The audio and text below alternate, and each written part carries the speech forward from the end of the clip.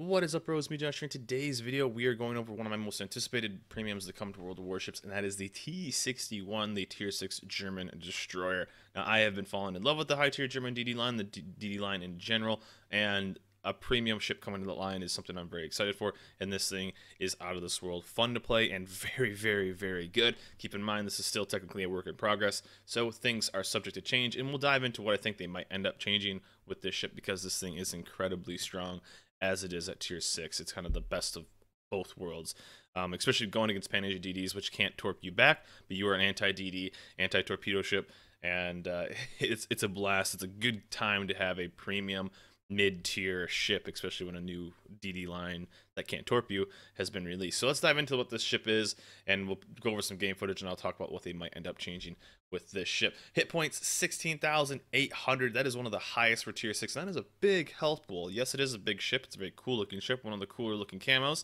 that I've ever seen in World of Warships. But 16,000, almost 17,000 with survivability expert. That's pretty nuts. It's a big health pool, and you can definitely use it. I think one of the highest, I think just behind the Gata.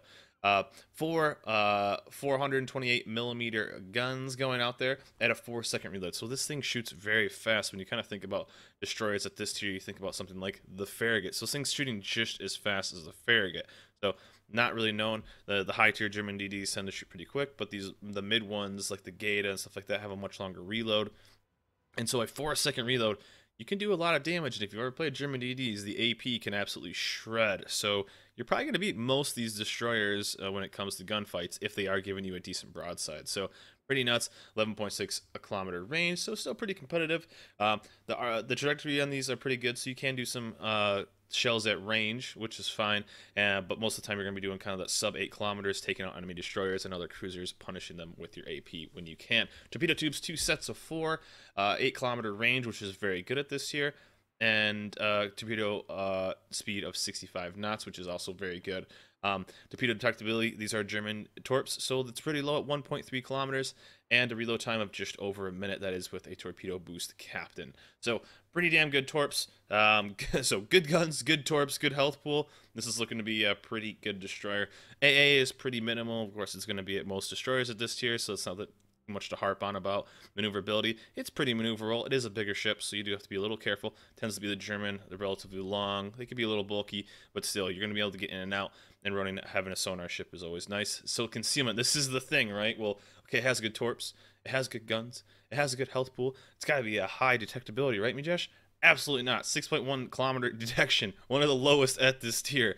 You are going to be outspotting stuff like the Fubuki at 6.3, stuff like the Farragut, you know, at 6.8, and it would be 6.6 with the right camo. The Gata even at 6.6, and Shen I think even gets down to like 6.2 or 6.3. So you are gonna be, the only thing I think that out detects you is the Shinonome is right there, and the Hatsu is, I think, the only thing that's really gonna outspot you. I think the Nevi can get down to about 6 or so.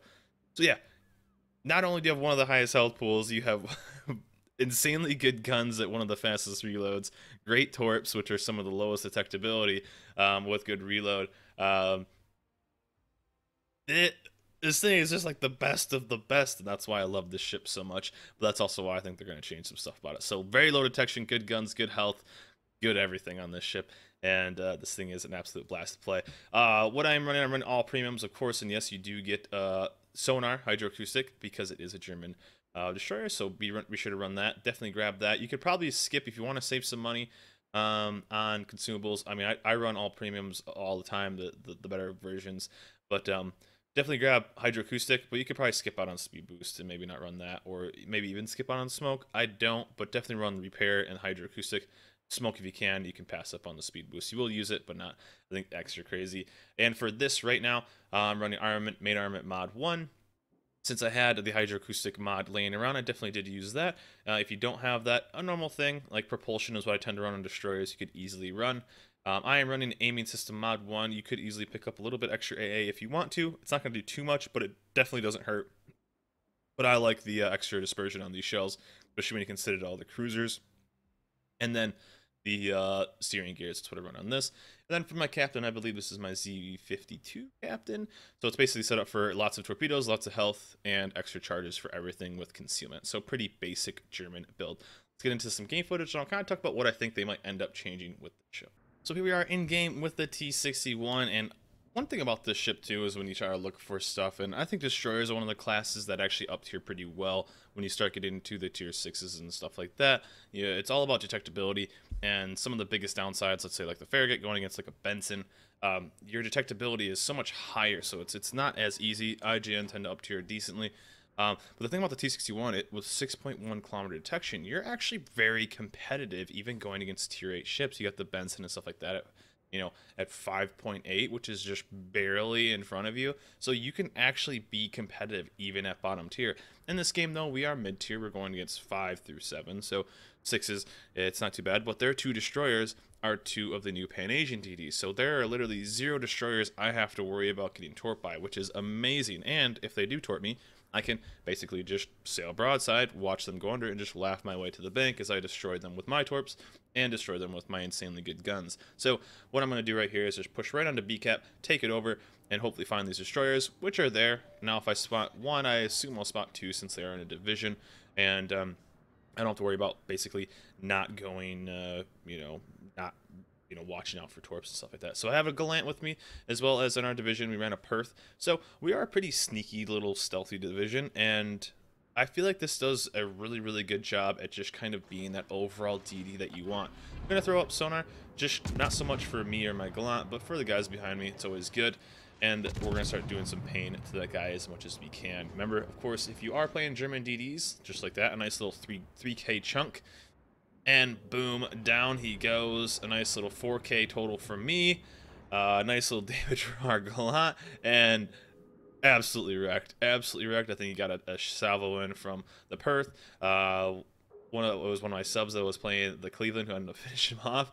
And yeah, basically just destroyed that guy.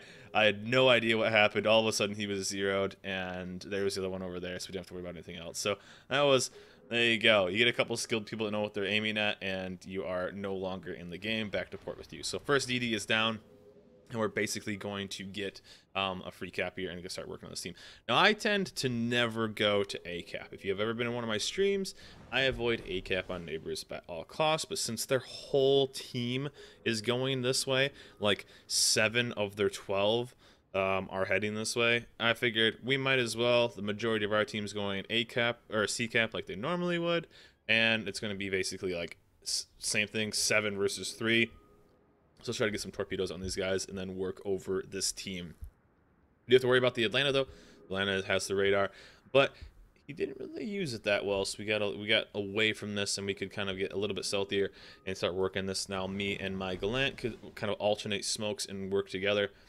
Try to get my team to focus on the Atlanta, because if the Atlanta isn't there working on stuff, we're basically golden and nothing to really worry about. So we can start farming these cruisers. Sadly, there was only a couple battleships on this side. I mean, only 5 in the game. Only 5, that's still a decent amount, but I was hoping for a little bit more. As a destroyer, you always want as many battleships as possible. When I'm playing destroyers, I actually want a decent amount of enemy destroyers, because that gives me something to really hunt down and take them out. Because the more destroyers you have, and you get in there and you can basically take out 2 or 3 or all of them, whatever, then it's always good, and it really gives your team that much of a chance. So having 3 versus 2, we took 1 away right away. Basically, there's not much else for me to hunt. He was all the way over on A cap, so I wasn't really going to fight him or anything like that. So we're just going to try to farm as much damage as possible. So this is a great ship for it. So yeah, still pushing in. Still a little worried about the Atlanta though. He hadn't really radared. I figured by now he would have radared, but apparently there was no real communication on his team. So basically we're just going to kind of get up, get a little greedy, and use that 6.1 detection as much as I can, and use that smoke screen from, I think, their Leander or something like that. Dropped it. So we're going to use as much as we can, and use that basically that stealth as much as possible. I think I get away right here. I think I have to smoke up here, yeah. Because there's a lot of stuff behind that. And I was figuring to get radared right here, which, again, never ended up happening. And he knocked out one of my torp tubes, so I was just unlucky. But, yeah, I was figuring to get radared here and kind of destroyed by the enemy team, but it just never really came. That's all I was trying to look at that, see if I could make that turn. We'll just end up taking out a nice little fur attacker right here. Tier 6 is interesting. When I played ranked season last season, I used the Farragut and had a lot of success in it. And if this ship would have been out in this state, now again, this is work in progress, so it could easily be a different ship when it's released. Down goes the Furitaka. I would have 100% used this, and there's the radar right there. Luckily, he used it when like nothing was in an angle to shoot me, so that was kind of nice. But there he is right there, and I actually feel like I got robbed right here. If you have ever played a German destroyer, you know the AP is insanely strong, and I'm surprised I didn't citadel the hell out of this guy. But my luck against Atlanta's is all I do is overpen this guy, and as you can see, 7 overpens already just from destroyer guns. Remember, these are 128s, so destroyer guns getting the overpens on the cruiser. You know you're gonna have a good time right there. So I was hoping to just citadel the hell out of them, because you can get it like an Omaha or a Furitaka at the right angle and stuff like that. You can get it with the German. But this I was hoping to actually grab something. So it is in Atlanta though, so it is pretty scary. And he was alive for so much more than I thought. So I'm trying to get away basically and just basically survive. Luckily his shot was kind of mediocre, and I think we do snag him with the torp right here, which is going to basically kill him. But I took a lot more damage here than I thought I was going to, and probably got a little over greedy, overzealous with everything like that. So we'll just try to avoid that Gneisenau now shot and push in. But yeah, kind of back to the topic of ranked season. This thing would have been an absolute monster at tier 6. The reason everyone was kind of running Hatsuharu was because the detection was so low. I think at 5.9 or 5.8 at tier 6, which is very low. That's very, very low. It's by far the lowest. And now at 6.1, I had a pretty easy time hunting down Fubukis and Hatsuharus in my Farragut with a 6.6 kilometer detection. Imagine having a 6.1 with sonar. That's absolutely insane. So as I was saying back when we were in port, kind of looking over the ship, things I think they're going to change with this. Either they're going to increase the detection, because you kind of can't have... This thing is literally the best of both worlds. You have an insane gun, great torps, you know, great detectability, great health. You kind of don't really have a weakness when it comes to this. You know, you can't say, well, the A is pretty low. The A is pretty low on almost every destroyer besides, like, a couple. You know, a couple of the USN, the Grozavoy, the Akizuki. There's some that do have good AA, but really it's not like the main selling point. Like the Kid, you know, it's not like the main selling point of a destroyer. So they're using that as like a defense is really best. So what I think they're going to end up doing is, one, increase the reload. So going from 4 seconds to maybe 6, something like that, taking out its damage. Or they're going to end up going with, like, detection, maybe increase it about 6.4, right around there. I think will be pretty competitive. It's fine having a stealthy DD like this, but I think they're going to pick one or the other. They're going to either pick making it slower reload, or longer reload, when maybe a 6 second, or increasing the detection to maybe 6.4, somewhere right around there. It just...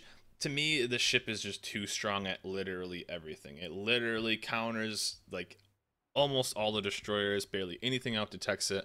And the only things that do out detect it, this thing is going to 100% outgun. So right now, I do think the T-61 is too strong if the thing does go live like this.